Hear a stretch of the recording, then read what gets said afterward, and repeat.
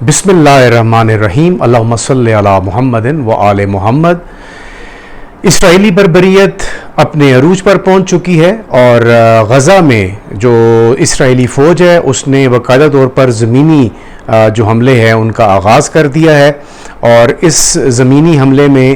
اب تک جو ہمارے پاس اطلاعات ہیں، جو تازہ ترین ابھی جب میں ویڈیو ریکارڈ کر رہا ہوں اس وقت تک 70 کے قریب فلسطینیوں کو شہید کر دیا گیا ہے، اور گزشتہ ایک ہفتے کے دوران جس میں زمینی اور فضائی حملے جو کیے گئے ہیں غزہ میں اور غزہ کے مضافاتی علاقوں میں، ان کی تعداد 500 سے تجاوز کر چکی ہے، اور تقریباً جو اس 1.5 سال کے عرصے کے دوران جو ابھی تک اس بربریت کے اس بازار میں جو ابھی تک ہلاکتیں یا شہادتیں ہو چکی ہیں ان کی تعداد 56,000 کو تجاوز کر چکی ہے۔ یہ انسانی جانوں کی تعداد بتا رہا ہوں میں، کوئی بھیڑ بکریوں کی تعداد نہیں ہے۔ غزہ کے اندر جو کچھ بھی ہو رہا ہے وہ پوری دنیا کے سامنے ٹیلی وائزڈ جینوسائیڈ ہے۔ کوئی ایسی بات نہیں ہے کہ جس کے شواہد نہ ہوں، کوئی ایسی چیز نہیں ہو رہی کہ جس کے آپ کے پاس ایویڈنسز نہ ہوں،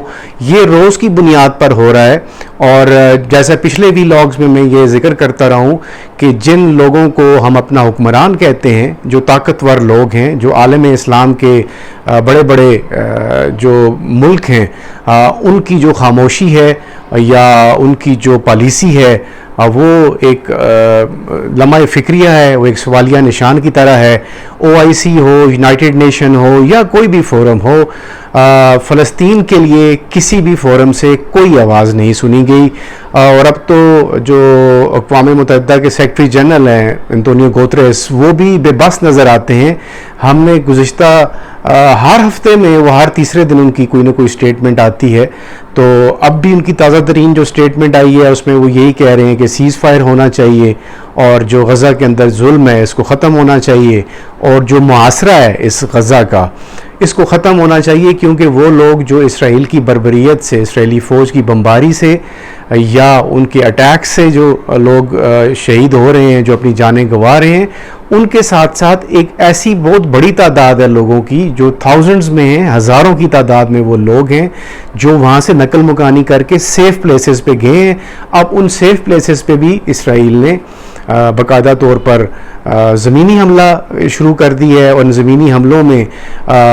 بھاری اسلحہ جو ہے اس کا استعمال کیا جا رہا ہے۔ اور جیسا میں بارہا اپنے ویلاگز میں یہ کہتا ہوں کہ یہ کسی ملٹری ٹو ملٹری کانفلکٹ نہیں ہے، یہ کسی فوج یا فوج کا فوج پہ حملہ نہیں ہے، یہ ایک دنیا کی سب سے جو طاقتور فوج ہے اس کا ایک عام آدمی، ایک نہتے آدمی جس کے ہاتھ میں کچھ بھی نہیں ہے، وہ خالی ہاتھ ہے، اس کے اوپر حملے ہیں۔ تو آپ ان سٹینز گنز کے سامنے، ان مشینز گنز کے سامنے، ان AK-47 کے سامنے، ان ٹینکوں کے سامنے،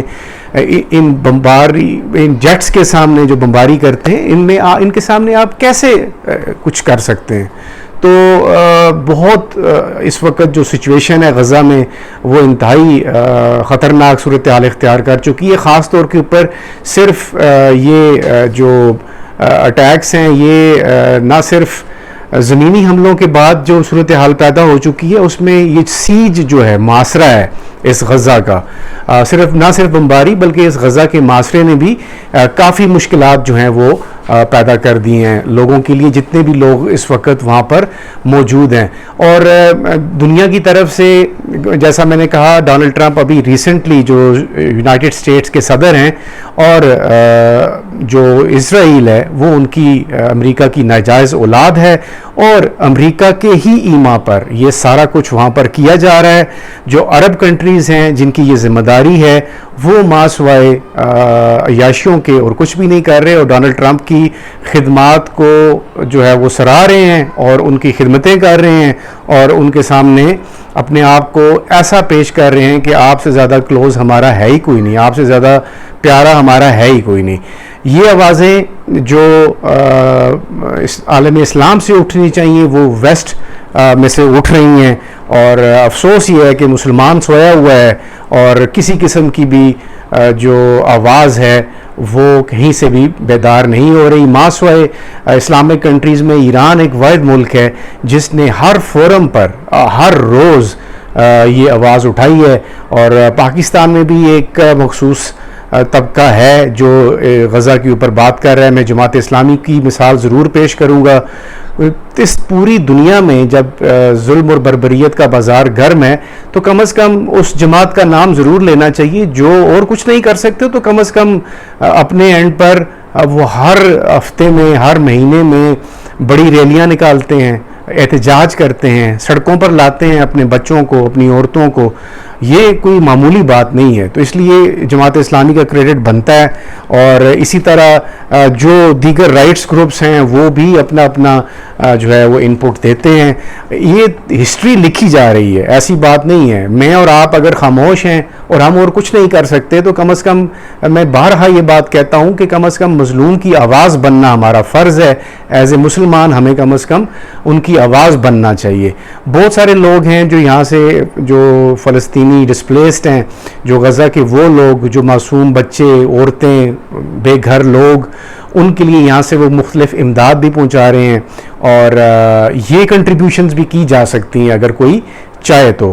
کاش ہمارے ضمیر جو ہیں وہ جاگ اٹھیں. ہمارے ضمیر تو سوئے ہوئے ہیں، لیکن ویسٹ کے اندر، مغرب کے اندر، گوروں کے اپنے اندر جو ہے لوگ، بہت سارے لوگ ہیں جو حق کی آواز بلند کر رہے ہیں. ابھی یہ ریسنٹلی